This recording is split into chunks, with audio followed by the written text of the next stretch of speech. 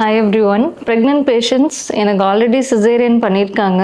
இப்போ எனக்கு நீங்கள் நார்மல் டெலிவரி ட்ரை பண்ண முடியுமா அப்படின்னு நிறைய பேர் கேட்குறாங்க. ஸோ இந்த ப்ராசஸ்க்கு பேர் தான் vaginal birth after caesarean section, that is VBAC. இதோட சக்ஸஸ் ரேட் கேட்டிங்கன்னா 30 to 50%. 100% உங்களுக்கு வஜினல் டெலிவரி ஆகுமா இல்லையான்றது நீங்கள் அந்த டைமில் ட்ரையல் ஆஃப் லேபர் போனீங்கன்னா தான் உங்கள் ஆப்ஸ்டிட்யூஷனால் சொல்ல முடியும். ஸோ இந்த VBAC நம்ம எல்லாருக்குமே அலோவ் பண்ணலாமா அப்படின்னு கேட்டிங்கன்னா கிடையாது.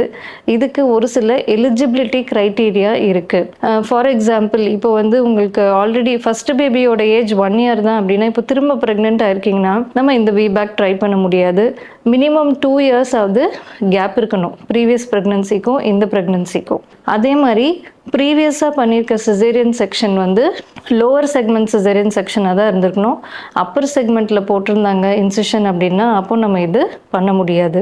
அதே மாதிரி 2 சிசேரியனுக்கு மேலே ஆயிருக்கு உங்களுக்கு ஆல்ரெடினா, இப்போ 3வது vaginal delivery is not safe for you. அடுத்தது என்னென்னா, இந்த ப்ரெக்னன்சியில் உங்களுக்கு யூட்ரஸ் மேலே போட்டிருக்க அந்த சிசேரியன் தழும்பு இருக்கும் இல்லைங்களா, அந்த தழும்போட திக்னஸ், ஸ்கார் திக்னஸ் 4 mmக்கு மேலே இருந்தால் தான் நீங்கள் இந்த ப்ராசஸ்க்கு எலிஜிபிள். அடுத்தது பேபி பொறுத்த வரைக்கும் பார்த்தீங்கன்னா, அந்த பேபியோட தலை கீழே இருக்கணும், கெஃபாலிக் ப்ரெசன்டேஷனாக இருக்கணும்.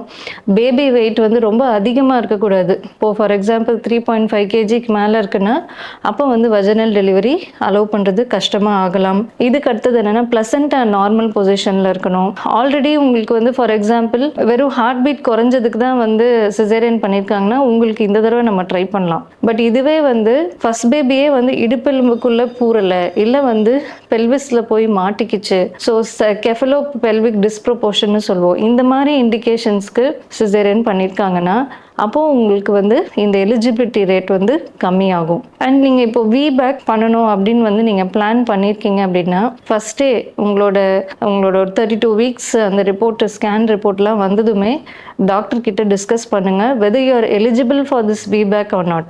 அண்ட் நீங்கள் சூஸ் பண்ணுற ஹாஸ்பிட்டலில் டாக்டர்ஸ் அவைலபிளாக இருக்கணும், 24 hours அவைலபிளாக இருக்கணும்.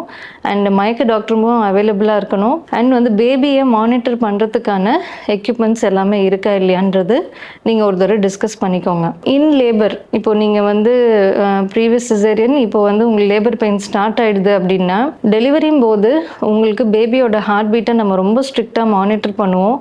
இதில் ஹார்ட் பீட் எதாவது அதிகமாகுது, தட் இஸ் ஃபீட்டல் டிஸ்ட்ரெஸ் அப்படின்னா, அந்த ப்ரீவியஸாக நம்ம தையல் போட்டிருக்க இடம் பிரியறதுக்கு வாய்ப்பு இருக்குது. ஸோ அந்த ஸ்கார் சைட் ரப்சர் ஆகிறதுக்கான வாய்ப்புகள் இருக்குது.